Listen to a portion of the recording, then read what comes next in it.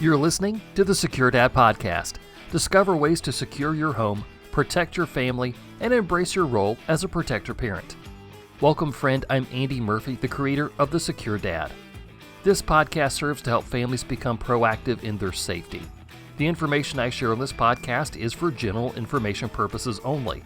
My goal is to empower you to make safer decisions for yourself and your family, because our safety is our own responsibility. Today I'm going to share what burglars don't want you to know. This will cover some of the basics of home security and will empower you to deter crime in your neighborhood. All of that and more ahead on the Secure Dad Podcast. You know, I've been getting a lot of questions about Delete Me since they came on board with the show. It's amazing how many people have no idea their data is being collected everywhere and it can be purchased by anyone. These pop-up people search sites with weird names will sell your data to anybody because they can, and it's legal. If you want to get your personal information removed from search sites, go to joindeleteme.com/dad. They're offering 20% off their privacy plans to everyone listening with the code DAD. On my first quarter report, between my wife and I, we had 166 pieces of personal information removed from 29 different sites. Delete Me continuously scans these sketchy people search sites for me, so I don't have to do a thing. See why I find Delete Me essential to my privacy at joindeleteme.com/dad and use promo code DAD to get 20% off today.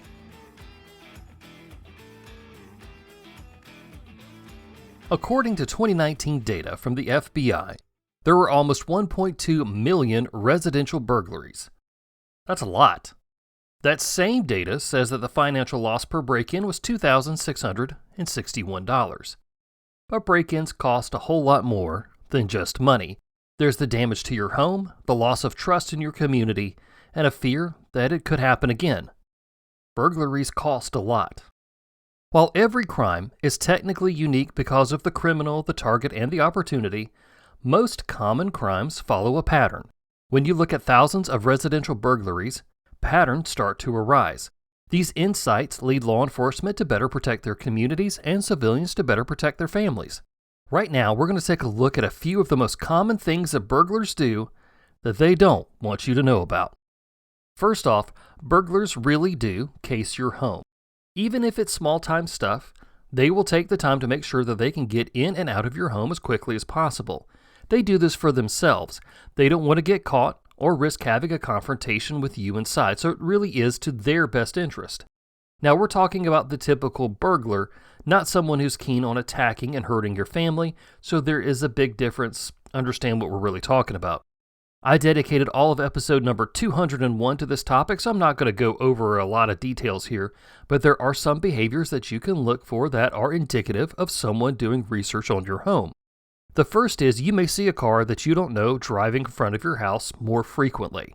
This car will have seemingly nowhere to go, and it will act differently than a delivery person or somebody who's lost. In the same vein, look for someone who's walking and jogging around your block that you may not recognize. Now, granted, you're not supposed to know everybody who passes in front of your home, but a repeated person who does things like take phone calls in front of your house, or they're always tying their shoes, or they're just making up some sort of excuse to stay within eyesight of your home. That's something to be suspicious of.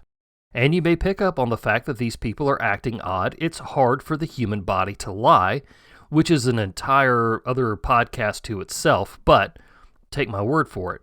Your intuition may detect odd behavior, and if it does, pay attention to that feeling. Next, burglars don't want you to know that sliding glass doors really aren't as secure as you think they are. I know that many homes have sliding glass doors, but these can easily be unlocked because they're not installed correctly, and of course there's the old favorite, just throwing a rock through the glass. These sliding doors make easy entry for the bad guys. Now, to counter this, if you do have one, you can repair the door so that the lock functions correctly, and then you can add a wooden dowel in the track to keep the door from fully opening.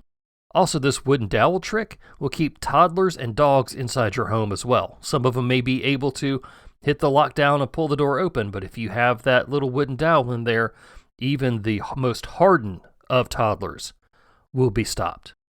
There are also films that you can have installed that will hold the glass in place if it's shattered. It will still break and it'll crack. It'll look like a spider web, but it will stay in place and keep people from coming inside.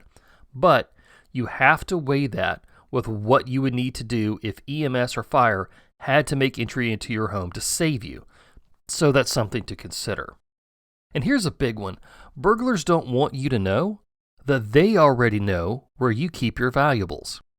While we all think that we are these amazing home decorators, the fact is that humans act and move the same way, generally speaking, when it comes to where we store our stuff, in roughly the same places. So let's play a game real quick. Where is your jewelry kept? The master bedroom, right? Where are your prescriptions kept? The master bathroom, maybe the kitchen. Where are your tools? The garage? Where are your guns? Most likely, there's at least one in the master bedroom, and if you have a large collection, then you probably have a big safe on the main floor or a walkout basement. Where's the Xbox? Kids' room or playroom, right? Do you see the point I'm making? How many of those locations did I get right about your house? If I know that, then the average burglar knows it as well. Burglars are going to fine-tune their invasion to maximize their loot while expending little energy to minimize the chances of being caught. So if you have some piece of jewelry that you just can't live without, keep it in a safe deposit at the bank or hide it somewhere in your home. In my book, Home Security, The Secure Dad's Guide, I give you a great example of where to stash jewelry in your home that somebody will most likely never find. Burglars don't want you to know that they will also take your mail and personal documents. The same people that will steal your jewelry will also steal your identity. If you have a wallet left out or bills containing banking information, then they'll grab those on their way by. Unless the goal of the break-in is to actually steal your identity, which is kind of rare, then they're just going to grab anything that's out that looks interesting while they're on their way to somewhere else. So keep your documents stored in a safe place and not cluttered up on the kitchen table. This does mean that if you have a fireproof safe that contains these documents, like your mortgage, your car loans, birth certificates, these will also be a target. Many people have a safe solely for fire protection, and I don't blame you, but they don't try to hide it or secure it in any way. I suggest you look for a document safe that is fireproof and also mountable. Or if you have one of those large gun safes that I just referenced, you can keep it in there as well. The last thing I'll cover that burglars don't want you to know is that they can work in teams to distract you. While you're at your front door thinking that you're helping a distraught young lady who just lost her dog, around the back, someone is grabbing your laptop and phone. It's not uncommon for someone to ring your doorbell while their partner sneaks around back to get your valuables. It can also work that one person will distract you at the front door, and then another hidden person will use overwhelming violence to subdue you.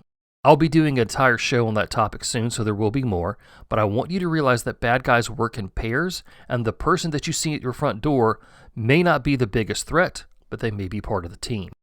What we've covered today does seem like a lot. The bad guys really think through their plans. Granted, they may not be good plans, but there are preparations.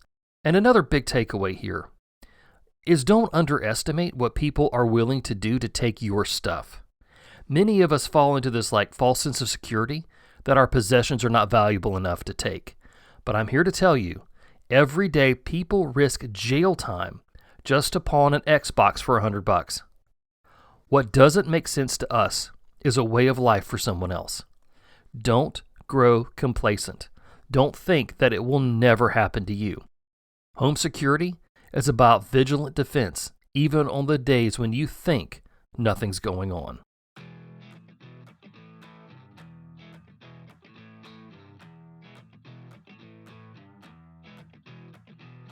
That's all the time that we have for the Secure Dad podcast for today. Thank you, friend, for listening. Take control of your personal data with help from Delete Me.